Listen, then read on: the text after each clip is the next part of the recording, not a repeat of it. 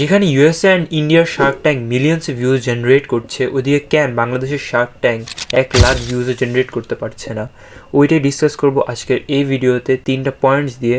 But video শুরু হওয়ার আগে আপনার সবাইদেরকে আমি অনেক বেশি থ্যাঙ্কস বলতে চাই, কারণ লাস্ট ভিডিওতে আপনারা অনেক বেশি ভালো রেসপন্স দিয়েছেন অ্যান্ড ওটা আমার চ্যানেলের টপ ভিডিও হয়ে গিয়েছে। সো এটার জন্য আমি আজকে নিয়ে এসেছি আরটি টক্সের আরেকটা এপিসোড নাম্বার 4। সো বেশি কথা না বলে ভিডিও স্টার্ট করি। ইন্ডিয়া যতগুলো শার্ক এসেছে শার্ক ট্যাঙ্কে, তাদের কোম্পানি আগের থেকে অনেক বেশি নাম করা ছিল তাদের মার্কেটিংয়ের কারণে। আপনি যদি পীয়ূষ বনসালের লেন্স কার্ডের কথা বলেন, অর আমান গুপ্তার গোটের কথা বলেন, অর আশনির রোভারের পেটিএমের কথা বলেন, ওদের তিনজনেরই মার্কেটিং অনেক আগের থেকে অনেক বেশি করা ছিল। অ্যান্ড আপনি যদি মামা আর্থের কথা বলেন, তো ওরা তো ইউটিউবে কত টাকা যে খরচ করেছে মার্কেটিংয়ের উপরে ওটার কোনো আইডিয়াই নেই। অনেক টাকা ওরা বার্ন করেছে, যদি ওদের কোম্পানি লসে যাচ্ছে, বাট ওরা মার্কেটিংকে অনেক ভালো বার্ন করেছে টাকা। এই কারণে ওদের কারণেও শার্ক ট্যাঙ্কে মানুষ আসে, কারণ ওরা লিটারেলি ওদের কোম্পানিকে আগের থেকে চিনতো। বাট ওই জায়গায় যদি আপনি বাংলাদেশের শার্ক ট্যাঙ্ক দেখতে চান, আমার মনে হয় না আপনারা সামি আহমেদ, নাজিম ফারহান চৌধুরী, গোলাম মুর্শেদ, কাজী মাহমুদ হাসান और समजार खान और ফাহিম মশরুর और আহমেদ আলী যে কোনো একজনকেও এই লিস্টের ভিতরে চিনেন। এখানে কার কোম্পানি আগের থেকে একটু বেশিও নাম করা না, আমার মনে হয় না আপনারা একটা নামও চিনবেন। আমি এদিকে সব নাম দিয়ে দিচ্ছি। আমার মনে হয় না বিডি জবস বাদে কেউ এখানে একটা নামও চিনবেন। এই জন্য অডিয়েন্সের যাই আসে না যে তারা কী করছে না করছে, রাদার দেন ইন্ডিয়াতে যতগুলো কোম্পানি আছে ওগুলো অনেক বেশি নাম করা, ওদের মার্কেটিং অনেক ভালো। এই কারণে ওরা এজন্য অডিয়েন্স গ্র্যাব করতে পারছে। এটা হচ্ছে নাম্বার 1 কারণ।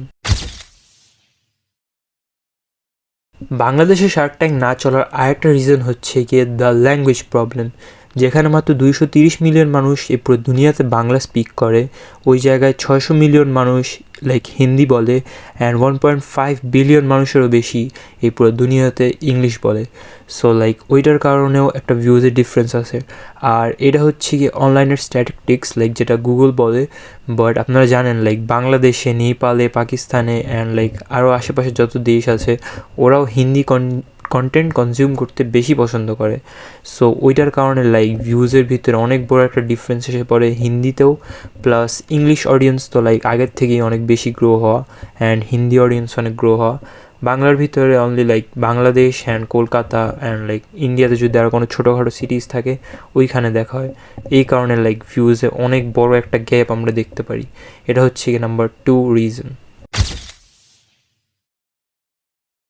ভিডিও 3 নম্বর যে কারণটা, ওই কারণটা সেম জিনিসটা আমার চ্যানেলের সাথেও হচ্ছে, যে প্রোডাকশন ভালো না এই কারণে ভিউজ আসছে না। অ্যান্ড সেম জিনিস ওদের সাথেও হচ্ছে, যে প্রোডাকশন ভালো না এই কারণে ভিউজ আনতে পারছে না। যেদিকে শার্ক ট্যাঙ্কের ভিতরে এনগেজমেন্ট রাখার জন্য ওরা একটু proper text, video effect, sound effects use করছে, ওই জায়গায় শার্ক ট্যাঙ্ক বাংলাদেশ দেখলে মনে হয় ওরা জাস্ট একটা ক্যামেরাকে বসিয়ে দিয়েছে অ্যান্ড ওটার উপরে জাস্ট ভিডিও রেকর্ড হচ্ছে। শার্করা ডিল দিচ্ছে অ্যান্ড যারা ডিল নেওয়ার তারা নিচ্ছে, না নিলে নেই। ওইটার উপরে জাস্ট তারা ক্যামেরা বসিয়ে শ্যুট করছে। আর এর ভিতরে আরেক জায়গায় ইন্ডিয়াতে ওরা কত কিছু করছে, মাঝখানে স্টোরির পার্ট আনে, অ্যান্ড তারপর অনেক বেশি টেক্সট ইউজ করে, অনেক বেশি এডিটিং ইউজ করে, সাউন্ডের উপর অনেক বেশি ফোকাস করে, অনেক প্রিপেয়ার্ডভাবে ওরা এই শোটাকে চালাচ্ছে। অ্যান্ড ওই জায়গায় বাংলাদেশে জাস্ট ক্যামেরাটাকে লাগিয়ে মনে হচ্ছে যে ভিডিও করা শুরু করে দিয়েছে। এই সেম জিনিস আমার চ্যানেলের সাথে হচ্ছে। আমার ভিডিওর কোয়ালিটি প্রোডাকশন খারাপ, এই কারণে আমার ভিউজ কম আসছে। অ্যান্ড দ্য ডিটটো সেম জিনিস হচ্ছে শার্ক ট্যাঙ্ক বাংলাদেশের সাথে।